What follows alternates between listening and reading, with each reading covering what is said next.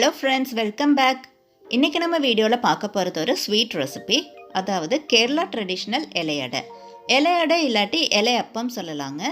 இந்த இலையடையில் ஒரு ஸ்பெஷாலிட்டி இருக்குது. அதாவது இந்த இலையடை செய்கிறதுக்காக நம்ம சுத்தமாக ஆயில் யூஸ் பண்ண போகிறது கிடையாது.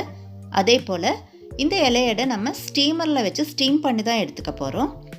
அதனாலேயே இந்த இலையடை ஒரு ஹெல்த்தியான ஸ்வீட் ரெசிபின்னு சொல்லலாங்க. ஸோ இந்த வீடியோவை ஸ்கிப் பண்ணாமல் எண்டு வரைக்கும் ஃபுல்லாக பாருங்கள்.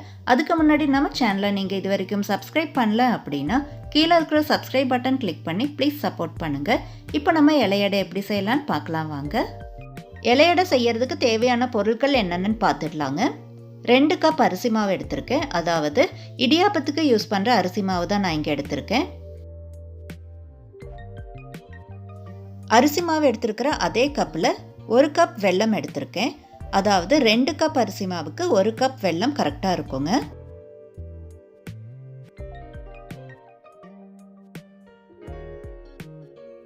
அடுத்ததாக 1 கப் தேங்காய் எடுத்திருக்கேன்.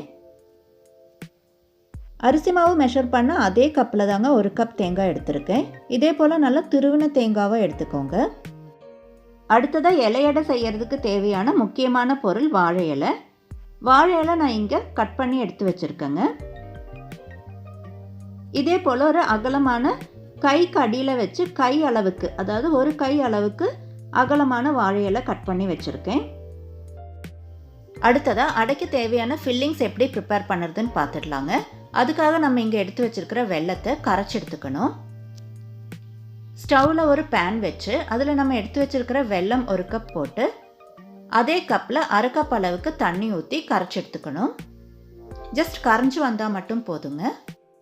வெல்லம் நல்லா தண்ணியில் கரைஞ்சி வந்த பிறகு ஃபில்டர் பண்ணி எடுத்துக்கணுங்க. ஃபில்டர் பண்ணுறது எதுக்காகனா, சப்போஸ் வெல்லத்தில் ஏதாவது பொடி இருந்தால் கூட ஃபில்டர் பண்ணும்போது போயிடும்.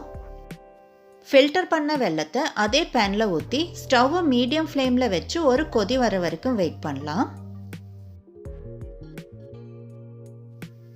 இப்போ வெல்லம் கொதிக்க ஆரம்பிச்சிருக்கு. இந்த ஸ்டேஜில் 1/4 ஸ்பூன் ஏலக்காய் தூள் போட்டு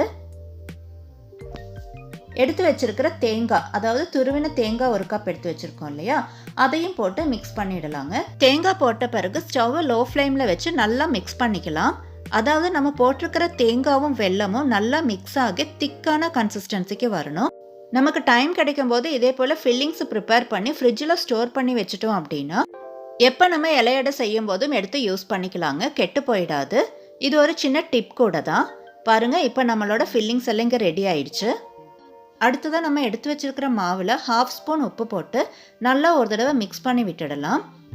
இதே போல் நல்லா மிக்ஸ் பண்ணி விட்ட பிறகு நல்லா கொதிக்க வச்ச தண்ணியை கொஞ்சம் கொஞ்சமாக ஊற்றி மிக்ஸ் பண்ணிக்கணுங்க.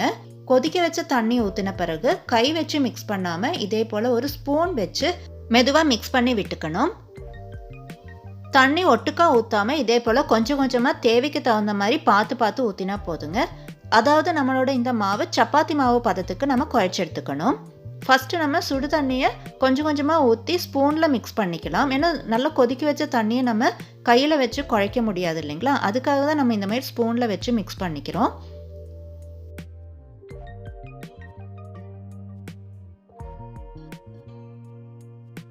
பாருங்கள், நல்லா சூடாக இருக்குது. இப்போ நமக்கு குழைக்க முடியாது. ஒரு 5 மினிட்ஸ் வெயிட் பண்ணிவிட்டு அதுக்கப்புறமா கையை வச்சு நல்லா மிக்ஸ் பண்ணிக்கலாம். 5 மினிட்ஸ் ஆயிருக்கு. இப்போது லைட்டான ஒரு சூடு தான் இருக்குது. இந்த ஸ்டேஜ்லேயே நம்ம நல்லா குழைச்சி எடுத்துக்கலாம். நல்லா சப்பாத்தி மாவு பதத்துக்கு குழைச்சி எடுத்துக்கணும்.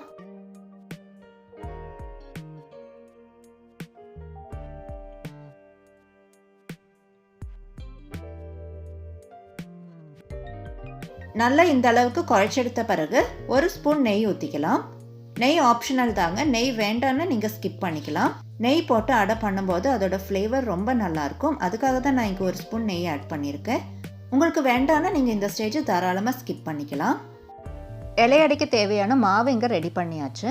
பாருங்கள், நல்லா சாஃப்டான மாவு இங்கே ரெடி ஆயிடுச்சு. கை வச்சு ப்ரெஸ் பண்ணும்போது நல்லா உள்ளே போகணும். நல்லா சாஃப்டாக இருக்குது. அடுத்ததாக நம்ம கட் பண்ணி வச்சுருக்கிற வாழை இலையை ஸ்டவ் மேலே வச்சு, அதாவது பேக் சைடு ஸ்டவ் மேலே வச்சு வாட்டி எடுத்துக்கணும்.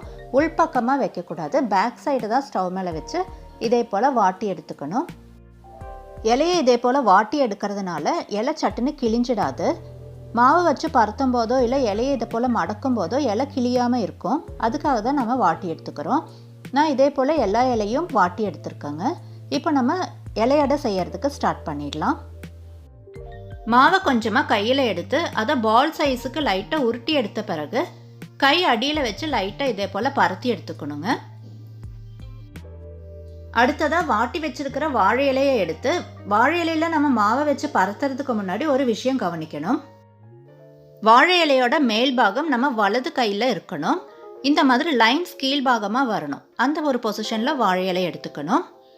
இப்போ பாருங்கள், இந்த மாதிரி பொசிஷன் மேலேருந்து கீழேக்கு நம்ம மடக்கிக்க போகிறோம். ஸோ இந்த மாதிரி லைன்ஸ் வர்ற பொசிஷனில் வச்சு அது மேலே மாவை வச்சு பருத்திக்க போகிறோம். அதுக்கு முன்னாடி லைட்டாக நெய் அப்ளை பண்ணிக்க போகிறோங்க. வாழை இலையில் நெய் அப்ளை பண்ணி எந்த ஒரு ரெசிபி செய்யும் போதும் அதோட டேஸ்ட் A1 இருக்கும். நெய்யோட டேஸ்ட் உங்களுக்கு பிடிக்கல அப்படின்னா இந்த ஸ்டெப்பை நீங்கள் ஸ்கிப் பண்ணிக்கலாம். டைரெக்டாகவே இலை மேலே மாவு வச்சு இதே போல் ஸ்ப்ரெட் பண்ணிட்டா போதும்.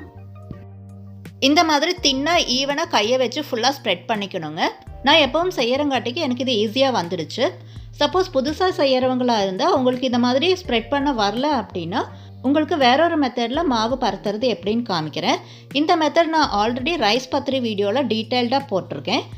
அந்த வீடியோட லிங்க் நான் டிஸ்கிரிப்ஷனில் கொடுக்குறேங்க. தேவைப்படுறவங்க அந்த லிங்க்கை கிளிக் பண்ணி வீடியோ பார்த்துக்கலாம். அடுத்ததாக ஈஸியான மெத்தடில் மாவு எப்படி பருத்துறதுன்னு பார்த்துடலாம். முன்னே நம்ம செஞ்ச மாதிரியே தான். ஃபஸ்ட்டு இலையில் லைட்டாக நெய் அப்ளை பண்ணிவிட்டு அதுக்கு மேலே மாவு வச்சிடலாம். மாவு வச்சுட்டு அதுக்கு மேலே ஒரு வாழை இலையை வச்சிடணும். இப்போது நம்ம எல்லாரோட வீட்லேயும் இருக்கக்கூடிய இந்த மாதிரி ஒரு சின்ன பிளேட் எடுத்து அந்த இலை மேலே வச்சு 2 கையும் வச்சு லைட்டாக ப்ரெஸ் பண்ணினா போதும். இப்போ எடுத்து பார்த்துடலாம். வாவ், பாருங்க, சூப்பராக நம்ம மாவு ஈவனாக ஸ்ப்ரெட் ஆகி வந்திருக்கு. இந்த மாதிரி ஈஸியாக பருத்திக்கலாங்க. இப்போ நம்ம ஆல்ரெடி ப்ரிப்பேர் பண்ணி வச்சுருக்கிற ஃபில்லிங்ஸை இது மேலே வச்சு ஸ்ப்ரெட் பண்ணிக்க போகிறோம். ஃபில்லிங்ஸ் வைக்கும்போது கீழே இருக்கிற பார்ட்டில் மட்டும் வச்சுக்கணும். ஃபுல்லாக ஸ்ப்ரெட் பண்ணணும்னு அவசியம் கிடையாது. அதே போல் சைட்லேயும் கொஞ்சம் ஸ்பேஸ் கொடுத்து ஃபில்லிங்ஸ் வச்சுக்கணும். அப்போ தான் நம்ம அடைய மேலேருந்து கீழேக்கு மூடி 2 எண்டு ஒட்டி வரும். தேவையான அளவுக்கு ஃபில்லிங்ஸ் எல்லாம் வச்சாச்சு. இப்போ அடையை எப்படி கவர் பண்ணுறதுன்னு பார்த்துடலாங்க. இலையை மேலேருந்து கீழே கொண்டு வந்து அதோட 2 எண்டும் கவர் ஆகிருக்கான்னு ஓப்பன் பண்ணி செக் பண்ணி இதே போல் லைட்டாக ப்ரெஸ் பண்ணிக்கணும். அடை ஃபுல்லாகவே விரல் வச்சு ப்ரெஸ் பண்ணிக்கணுங்க. அப்போ தான் கம்ப்ளீட்டாக சீல் ஆகி வரும். எங்கேயாவது கேப் இருந்தது அப்படின்னா நம்ம உள்ளே வச்சுருக்கிற ஃபில்லிங்ஸ் எல்லாம் வெளியே வந்துடும். ஸோ இதே போல் ஃபுல்லாக கவர் ஆகிருக்கான்னு ஒரு தடவை இலையை ஓப்பன் பண்ணி செக் பண்ணி பார்த்துக்கலாம்.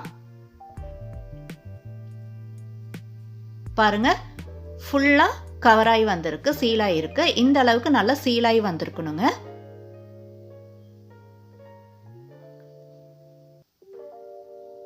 இதே போல் நான் எல்லா அடையும் ப்ரிப்பேர் பண்ணி வச்சுருக்கேன். ப்ரிப்பேர் பண்ணி வச்சுருக்கிற இந்த அடையை ஒரு ஸ்டீமரில் வச்சு ஸ்டீம் பண்ணிக்க போகிறோம். அடை வைக்கும்போது எல்லாமே ஒரே பொசிஷனில் வைக்காமல் இந்த மாதிரி பொசிஷன் மாற்றி மாற்றி வைக்கிறது நல்லது. இதே போல் நம்ம ப்ரிப்பேர் பண்ணி வச்சுருக்கிற எல்லா அடையும் ஸ்டீமரில் வச்ச பிறகு ஸ்டீம் பண்ணி எடுத்துக்கலாம். அதுக்காக இங்கே ஒரு பாத்திரத்தில் தண்ணி ஊற்றி கொதிக்க வச்சுருக்கேன். இப்போ இதில் ஸ்டீமரை இறக்கி வச்சு 15 மினிட்ஸ்க்கு வேக வச்சிடலாங்க. 15 மினிட்ஸ் ஆயிருக்கு. ஓப்பன் பண்ணி பார்த்துடலாம்.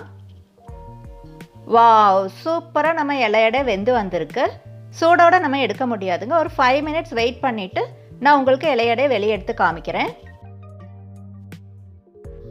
இந்த இலையடையோட ரெசிபி உங்களுக்கு பிடிச்சிருந்தா நம்ம வீடியோக்கு ஒரு லைக் கொடுத்துடுங்க.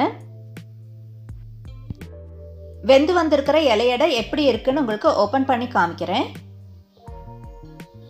வாவ், பாருங்க, சூப்பரான பர்ஃபெக்டான இலையடை நமக்கு இங்கே கிடைச்சிருக்கு. நம்ம ஃபில்லிங்ஸ் எதுவுமே வெளியே போகாமல் அழகாக வெந்து வந்திருக்கு. இது இப்போ நான் உங்களுக்கு கட் பண்ணி காமிக்கிறேன் பாருங்க. உங்களுக்கு இந்த ரெசிபி பிடிச்சிருந்தா நீங்களும் உங்கள் வீட்டில் ட்ரை பண்ணி பாருங்கள். ட்ரை பண்ணி பார்த்துட்டு எப்படி இருந்ததுன்னு கமெண்ட் பண்ணுங்கள். அதுக்கு முன்னாடி நம்ம சேனலுக்கு நீங்கள் புதுசாக இருந்தாலோ இல்லை நம்ம சேனலை நீங்கள் இது வரைக்கும் சப்ஸ்கிரைப் பண்ணாமல் இருந்தாலோ கீழே இருக்கிற சப்ஸ்கிரைப் பட்டன் கிளிக் பண்ணி ப்ளீஸ் சப்போர்ட் பண்ணுங்கள். அதே போல் நம்ம சேனலோட அப்கமிங் வீடியோஸ் உடனுக்குடன் உங்களுக்கு நோட்டிஃபிகேஷனில் வரணும் அப்படின்னா கூடவே இருக்கிற பெல் பட்டனும் ப்ரெஸ் பண்ணிவிடுங்க. இதே போல் நல்ல ஒரு ரெசிபியோட அடுத்த வீடியோவில் பார்க்கலாங்க. தேங்க்யூ ஃபார் வாட்சிங்.